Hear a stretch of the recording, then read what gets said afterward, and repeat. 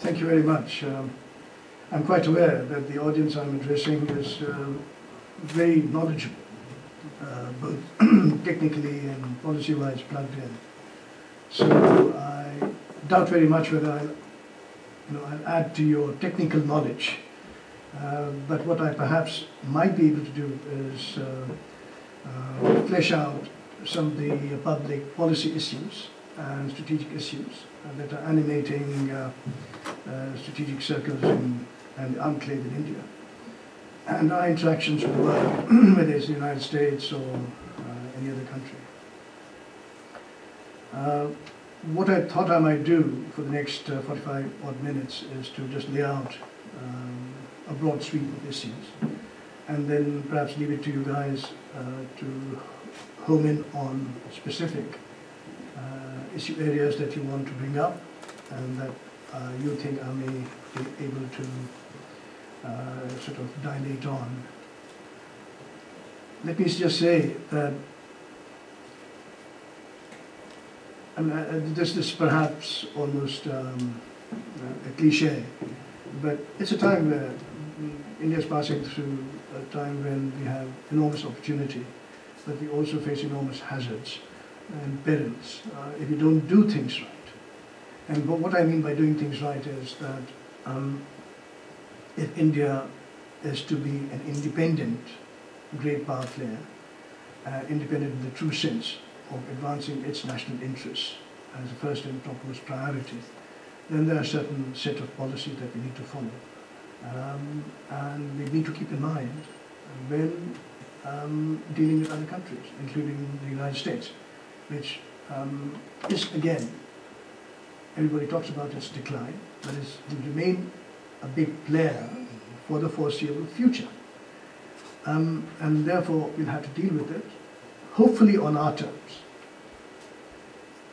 Failing which, somewhere midway between our interests and the American interests, but certainly, under no circumstances, should we sacrifice our interests to promote the American good exclusively. If it promotes mutual good, there's nothing like it.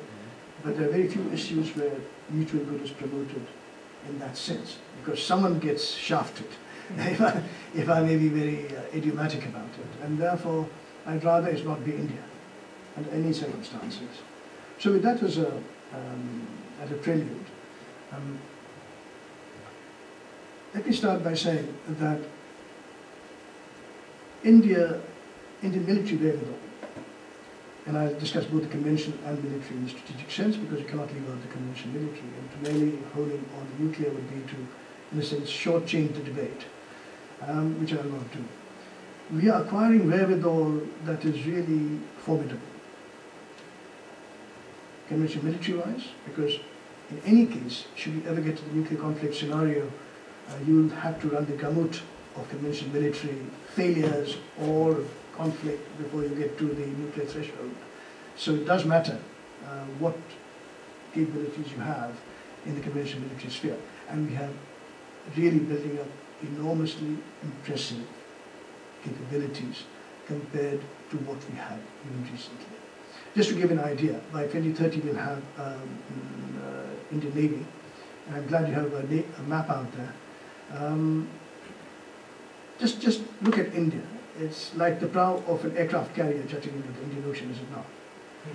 We essentially are astride the main 8-degree, 9-degree channels and 6-degree channels. That's the oil traffic lanes, the bulk of it, the east-west trade lanes. We are literally like the pillars of Gibraltar. We are sitting there. We can control anything that passes through Malacca, through Sunda Straits, through Lombok Straits.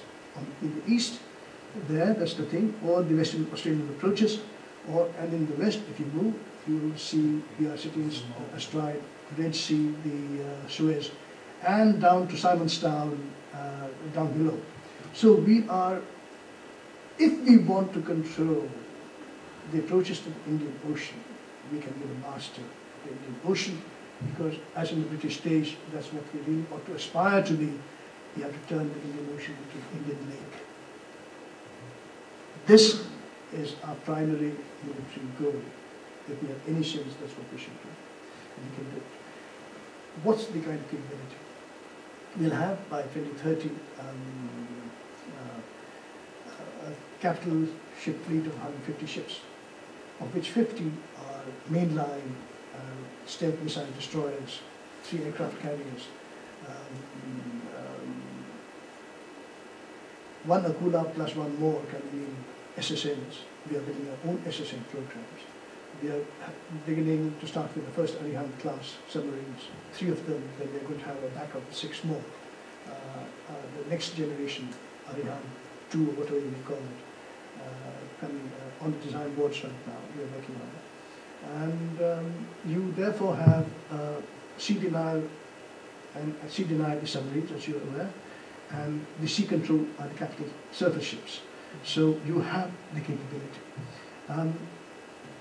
The capability of any conventional navy is judged by what they call the tanker or replenishment ship to the capital ship ratio. What's the ratio? By 2030 we'll have the ratio of 1:5. That is, we'll have 1 tanker to every 5 capital ships. That's not bad, not bad. It's not very good, it's not bad. Incidentally, that's exactly the United States Navy ratio. Except that in the United States Navy, the carriers are CDNs, that's nuclear carriers. So they need not be refueled as we need to be on our sea lakes, on our blue water roads. But that said, if you look again, if you were to shift the thing a bit to Mauritius, go down a bit to where Mauritius is, just screen down a bit, and you'll see Mauritius government has, there you are, yes, yeah. Can you get Agalega? The just north of, yeah, there, that's the Agalega island, there, just right over, yeah, okay. You get Agalega. That's the island that the government of Mauritius has given to India to develop as a base. So we're going to develop it as an Indian Ocean base. It all requires the government of India now to move. The trouble is the government of India and this particular government has lost its capacity to govern. There's no will. But all these things are there for any Indian government with the will to move. Agalega is really, if you have the mainland forces, you know, Agalega as a forward base is like having a Diego Garcia, except our mainland base is much nearer than Diego Garcia is to Godas. So look at the advantages we have.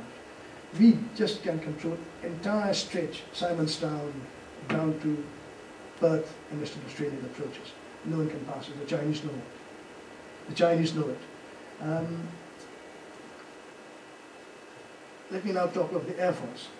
By 2025, we'll have some 250 to 300 FGFAs, the Sukhoi 50s, the 5th generation fighter aircraft.